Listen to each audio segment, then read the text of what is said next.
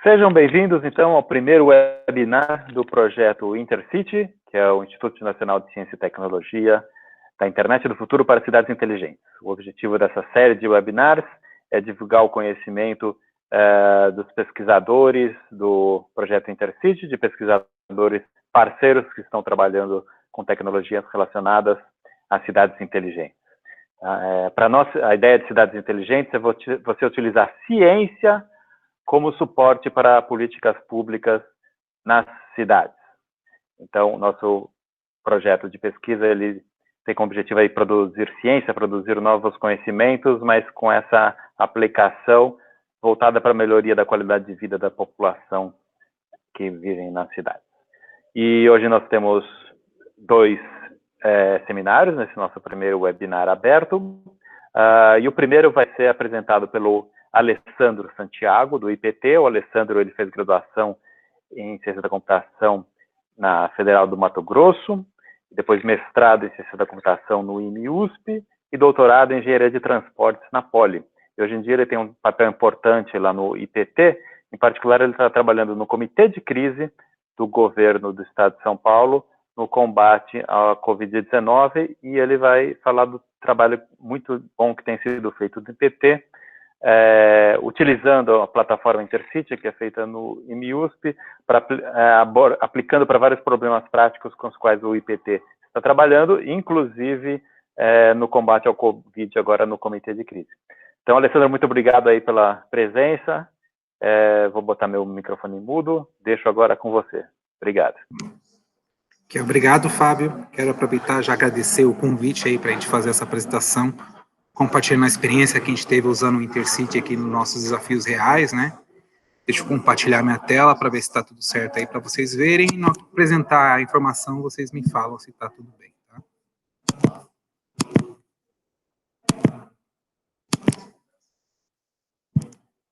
Aparecendo para vocês? Sim, já estou vendo a sua tela. Tá, então,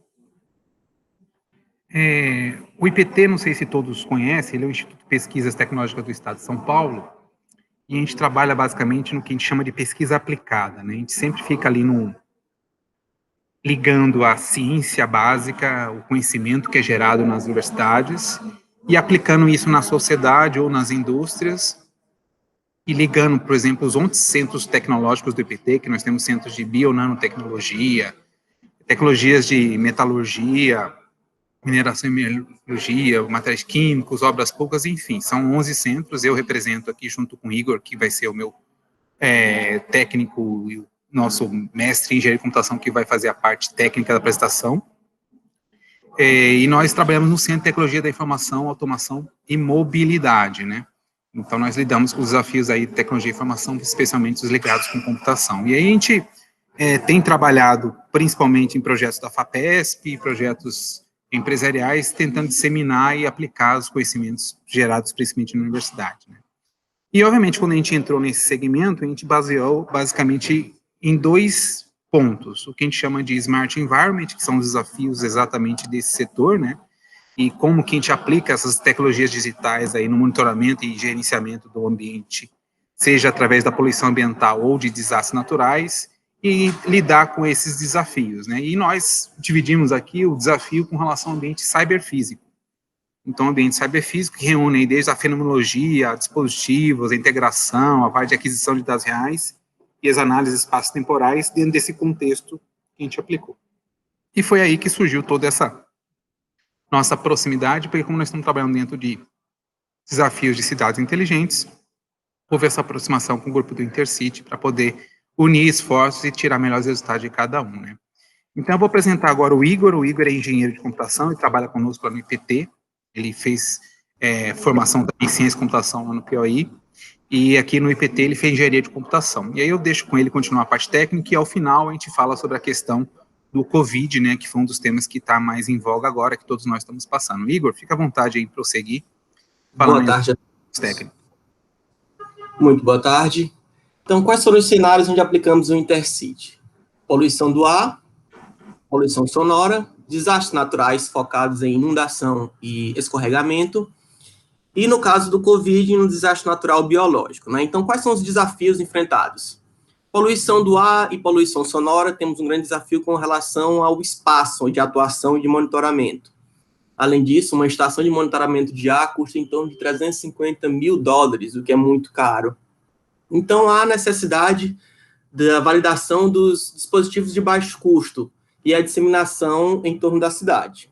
Com relação a desastres naturais, equipamentos também são muito caros, ainda mais tratando em escorregamento, onde a área de risco e a depredação dos próprios equipamentos, né, como a questão do roubo também. Com inundação, nós temos um problema que é relacionado à comunicação, devido à água, e a questão da energia dos equipamentos, né? Além disso, hoje, a vazão e os níveis são feitos de forma manual. E com relação ao Covid, ajudar na tomada de decisões com respostas rápidas, ajudando o governo do estado a tomar soluções rápidas quanto ao Covid. Falando de poluição do ar, estamos relacionados à questão da qualidade do ar, né, que está relacionada com a concentração de poluentes classificados de diferentes níveis de periculosidade, né? Então, onde vamos atacar? Os principais parâmetros são os gases, NO2, CO, O3, e temperatura, umidade do ar, pressão atmosférica. Então, qual foi a nossa abordagem? Para atingir uma área de monitoramento grande, utilizamos os ônibus, que tem um circuito programado e realiza durante várias vezes durante o dia. Então, nele, acoplamos uma placa microcontrolada da Libelium, com os diversos sensores de gás, umidade, temperatura, que coleta durante o percurso do ônibus, se comunica com o nosso servidor FTP, onde temos um robô, um bot, que captura esses dados do percurso e armazena no Intercity, que do Intercity plotamos com georreferenciamento no ArcGIS, mostrando as zonas com colorações diferentes, como está a situação do ar. Na imagem a seguir, você pode ver uma região vermelha, que são pontos críticos na cidade, né? As quais permitem implementar políticas públicas inteligentes, como a troca do diesel pelo elétrico, a questão de colocar numa determinada região apenas veículos elétricos, ajudando no bem-estar do cidadão. O nosso próximo alvo será a poluição sonora, né? O ruído é considerado o segundo maior tipo de poluição nas cidades, depois da poluição do ar. E a maior fonte é justamente o tráfego urbano. Então, quais são os principais parâmetros, né? Que é o caso, o áudio, sensores de áudio, onde vamos acoplar nas placas microcontroladas, e o índice de chuva. Qual é a ideia? A ideia é disponibilizar totens na cidade, que, com esses equipamentos, com placas microcontroladas, com sensores de áudio, coletando justamente o som, onde será mostrado um pequeno histórico, as condições, a mudança de cor, mostrando quanto está ali naquela situação que vai ser armazenada no nosso Intercity, e, posteriormente, no Tableau, que vai ser disponibilizado para os especialistas estudarem as situações que se encontram. E, com isso, a gente vai conseguir construir um mapa de ruído, né, que é muito utilizado na questão da avaliação do ruído urbano. Hoje nós temos o barulhômetro, projeto do IPT, onde você pode ver algumas informações no barulhômetro.com.br, da ideia que é isso, né, de gerar justamente esse histórico com a qualidade do som, a avaliação que é feito. E hoje nós estamos esperando a decisão do prefeito, né, para disponibilizar isso em totens na cidade. Nossa terceira abordagem é sobre desastres naturais. Alessandro, pode passar. Quando falamos de desastres naturais, estamos falando em grandes perdas econômicas, perdas de vida e um grande tempo para se reestruturar novamente. Então, nós focamos em inundação e escorregamento. Quais são os principais parâmetros observados? Na questão de inundação, nós temos o movimento dos rios, o índice pluviométrico, a umidade do ar e os dados relativos ao nível e à vazão dos rios. Com relação ao escorregamento, focamos em chuvas, o movimento do solo, da temperatura, umidade e a pressão atmosférica. Quando trabalhamos com desastres naturais, a análise histórico-temporal dos dados que já aconteceram é de fundamental importância. Então, para isso, nós criamos um Scrapbot, né, que no caso é um robô que fica fazendo a coleta dos dados no site da CETESB, do DAE, é o que chamamos de raspagem. Com relação ao sensoriamento, o IPT tem uma caixa simuladora de escorregamento, onde acoplamos na placa microcontrolada acelerômetro e giroscópio, tentando identificar justamente a trigger que ativa o escorregamento. Essas informações são passadas para o Intercity e disponibilizadas no Tableau em forma de dashboard. Com isso, nós temos dados históricos de chuva de 1937 a 2020, justamente para essas análises espaço-temporais dos eventos que já aconteceram, tentando o quê? Predizer e detectar em tempo real esses desastres, né? Evitando as perdas econômicas e a questão de perdas de vida da população, né? Pode passar. Pode com você.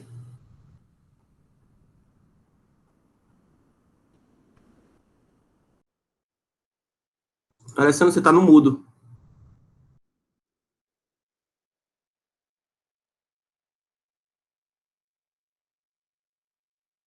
Alguém me botou no mudo, agora voltei. Desculpa, senhores. Deixa eu voltar a tela aqui. Alguém, Fábio, te colocou no mudo, mas agora já voltou.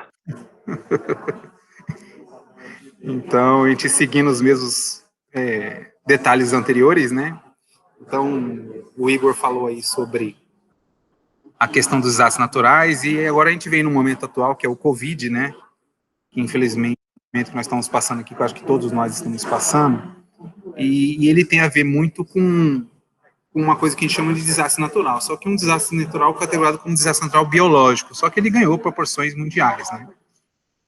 E aí, o governo de São Paulo criou um comitê de crise, que a gente chama, né, que é um local onde todas as informações referentes à pandemia no estado de São Paulo são discutidas, são avaliadas, e o IPT foi convidado a participar desse comitê, até pelo nosso relacionamento que nós temos com o Estado, nas participações com relação às políticas públicas, né.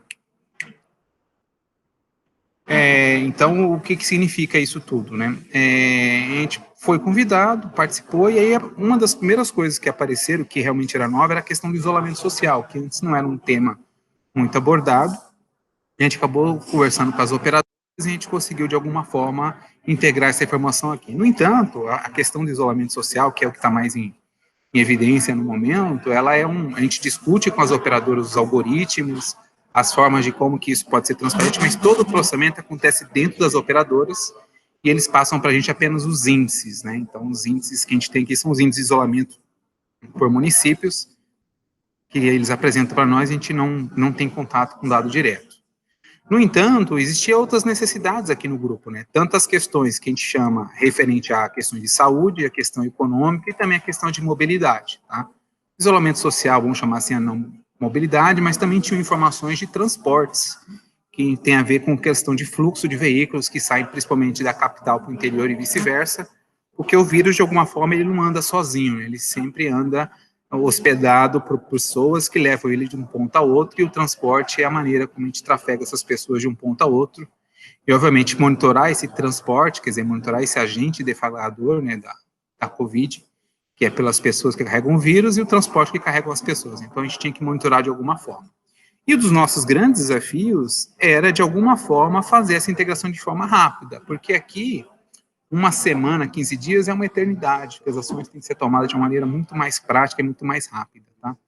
Então, a gente tinha esse desafio de como que a gente podia dar respostas rápidas, e a gente viu na questão do Intercity uma maneira que tinha de fazer isso de uma maneira muito prática, né? Desde que a gente faz e procurar as fontes de informações, validar os dados, entender quais são os objetivos de cada fonte de informação, integrar elas numa camada de apresentação, fazer uma busca sistemática aqui das informações de forma correta, de forma que a gente pode coletar tudo isso, e uma forma de visualizar os dados dentro de um ambiente como esse aqui, né? E, obviamente, o Intercity foi a ferramenta que nos ajudou a fazer isso de uma forma mais prática e mais rápida, né? Então, ele hoje suporta a gente dentro das ações da parte de mobilidade, quer dizer, no cenário de mobilidade, integrando as informações que são provenientes de todo o contexto de transporte do Estado, que está dentro de um escopo que a gente chama de sistemas inteligentes de transportes. Então, a gente pega informações tanto de hardware como de software, que, de alguma forma, elas servem para fazer o nosso diagnóstico e fazer isso. Então, por exemplo, a gente pega informações que estão nas praças de pedágio, ou estejam no meio da rodovia, são alguns equipamentos que já estão instalados, principalmente nas rodovias que são concessionadas, estão sob tutela aí de coordenação do governo, no contexto de fiscalização pela Artesp, né? E aí a gente integrou isso no Intercity, que recebe essas informações constantemente para fazer isso, né? E a gente aproveitou já a infraestrutura do projeto FAPESP que a gente tem dentro do IPT, que trabalhava na parte de cidades inteligentes, né? Que tinha as ferramentas de visualização de dados e outras coisas mais, integramos isso ao Intercity, e aí com esse conjunto técnico a gente faz as visualizações, os dashboards referente ao que é necessário monitorar com relação ao transporte, né? Então esse foi o cenário inicial que nós estamos usando aqui o Intercity dentro do comitê de crise, né? Se a gente for entrar um pouco mais de detalhes, de que forma que isso está acontecendo aqui, os sensores que nós estamos utilizando são basicamente contadores de tráfego, que conta a quantidade de veículos que trafegou numa certa rodovia, então ele consegue verificar a velocidade, a quantidade e também a classificação do veículo, se ele é um veículo de passeio, quer dizer, um veículo pequeno, ou um caminhão, né, que já tem um volume maior, separando em duas categorias. As câmeras de radar, vamos chamar assim, né, os speed cameras, que identificam o veículo, mas ele também tem uma leitura OCR e tem outras informações que ele identifica. E também nas praças de pedágio, a gente tem um equipamento que é a identificação automática de veículos, que a gente chama de AVI, que aqui no estado é muito conhecido como Sem Parar, Connect Car e outras empresas que fazem essa identificação automática na praça de pedágio para fazer a cobrança, né? Que é a parte de cobrança automática. Em outras partes do país, eles chamam via rápida, enfim, cada local tem um nome apropriado para isso. Aí o termo técnico é a identificação veicular automática, né, que é usado nas praças de pedágio. Então, com essas três fontes de informação, a gente começou a fazer as nossas análises. E quais são as análises que a gente precisaria fazer isso de uma forma bem contínua? Análise de tráfego, né, o fluxo de veículos que saem de uma região para outra, principalmente na questão que a gente chama da capital, que é o epicentro da Covid-19 aqui no Brasil, principalmente, né, na capital paulista, e de que forma que esse tráfego está fluindo da capital para o interior, porque quando a gente começa a analisar esse fluxo, a gente começa a perceber que existe alguma correlação em relação à questão de contaminação para o interior do estado, frente à questão do epicentro aqui na capital, né. Então, um dos objetivos é realmente fazer esse mapeamento da contaminação, olhando como que é o fluxo de transporte. E junto com esse cenário também de análise, a gente tem a questão da matriz OD, quer dizer, um veículo que sai lá de Presidente Prudente, ele passa por várias cidades, mas às vezes ele nem para nessa cidade, apenas é um trajeto que ele percorre, né? Ele vai em destino, por exemplo, ao Porto de Santos ou alguma outra cidade aqui da região metropolitana, por exemplo. Então, as matrizes ODs, eles vão dar esse nosso olhar que realmente uma pessoa saiu, por exemplo, lá da fronteira, lá em Presidente Prudente, divisa com Mato Grosso do Sul, chegando aqui na capital paulista, observando essas matrizes OD, né? Então, a gente, de certa forma, integra várias companhias. A Artesp, por exemplo, ela tem integrado nela 20 concessionárias privadas. Então, a Artesp, através dessa integração, a gente coleta informações de 20 concessionárias espalhadas pelo estado como um todo. O próprio DR, que tem as rodovias que são concessionadas e são administradas por ela mesma, né, administrada pelo próprio governo. E a Rights, que é uma empresa que está colaborando com a gente porque ela tem a infraestrutura tecnológica instalada nas praças de pedágio, né? Então, os sensores que estão instalados nas praças, ela tem condições de pegar informações desses equipamentos e, de alguma forma, integrar ela aqui ao nosso ambiente no Intercity. Então, a gente acaba pegando esses dados desses equipamentos, sistemas, integrando no Intercity, integrando uma ferramenta de visualização, que é o Tableau nesse caso aqui, e isso, de alguma forma, vai para os nossos dashboards que apresentam esses números, né? Então, como vocês podem ver nesse gráfico aí, que é o mesmo que estava atrás de mim aqui na hora que eu comecei a apresentação, e a gente tem ele online, que são essas raias, que são em relação ao centro aí, o epicentro que é São Paulo, ele começa a fazer essa raia a cada 100 quilômetros, né? Então, a gente consegue ver a cada semana epidemiológica, a cada semana, vamos chamar assim, como que está o fluxo de veículos, e aí a gente tenta ver se isso tem alguma correlação com relação à infecção para o interior do estado, né? Então, essa análise do tráfego funciona exatamente isso. Então, a gente coleta vários sensores que estão espalhados pelo estado inteiro, sensores principalmente que a gente chama de contadores de fluxo, né? Então, nós temos mais do que 400 equipamentos espalhados por estado. Eu não consegui nem contar quantos são exatamente, mas é um número razoável de contadores de tráfego. Em todas as rodovias tem vários, em vários pontos. E aí vocês estão vendo o gráfico embaixo, por exemplo, o lado esquerdo embaixo são veículos de passeio, em cima são veículos pesados, caminhões, né? E mais à esquerda você vê que é o fluxo antes do decreto de quarentena, e mais à direita os dados referentes a depois do decreto de quarentena, né?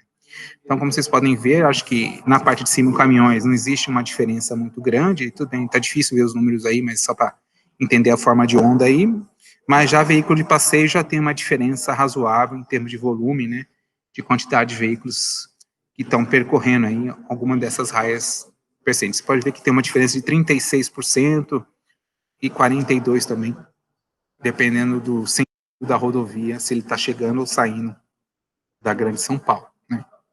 Isso é referente à questão do tráfego. Outro ponto é referente à matriz OD. E como que isso é trabalhado, basicamente, né? Então, a gente tem a identificação do veículo é feita na praça de pedágio, quando ele passa lá pela pista automática, que hoje, em média, no estado como um todo, está em torno de 60%, dependendo da praça, até 80% dos veículos estão passando pela pista automática, né? Então, é uma boa amostragem para a gente ter esse mapeamento. Todas as praças de pedágio você consegue geolocalizar e, obviamente, a leitura naquela praça te dá um ponto de referência para onde o veículo passou e, através desses pontos por onde ele caminhou, a gente consegue fazer as matrizes OT com vários tipos de veículo. E essa informação é importante porque numa praça de pedágio você tem, por exemplo, a categoria do veículo, se tem 2 eixos, 3, 4 e assim por diante. Quer dizer, se é um veículo de passeio que tem 2 eixos, né, ou um caminhão que carrega uma carga pesada com 7, 8, até 10 eixos aí carregando tudo isso, né?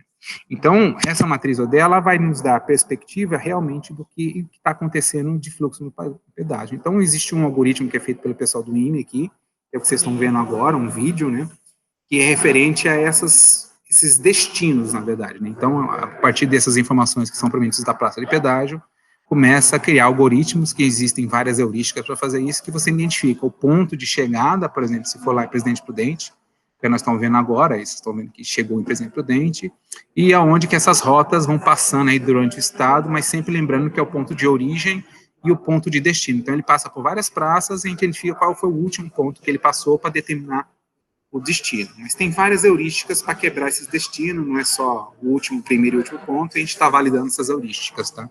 Então, vocês podem ver que a grossura da linha identifica basicamente a quantidade de veículos. E como eu comentei com vocês, como a gente categoriza o veículo, a gente pode até saber, por exemplo, se nós estamos falando de veículo de passeio ou caminhões. E a gente tem essas raias aí que identifica se um caminhão saiu de um ponto X para um ponto Y, de uma cidade para outra em vários dias, que a gente pode acompanhar esse modelo. Então, o que significa isso? Então, toda vez que a gente cria esse mapa origem-destino, é como se a gente estivesse criando índices de contaminação ou de probabilidade de contaminação de um ponto a outro. Então, quer dizer, se um veículo sai do interior e vem para São Paulo, carregando carga, ele tem um motorista, né? Então, ou é um ônibus que está carregando 40, 50 pessoas. E, obviamente, isso acaba sendo um fator de contaminação, levando pessoas e, obviamente, levando o vírus para vocês, para aquelas regiões, né?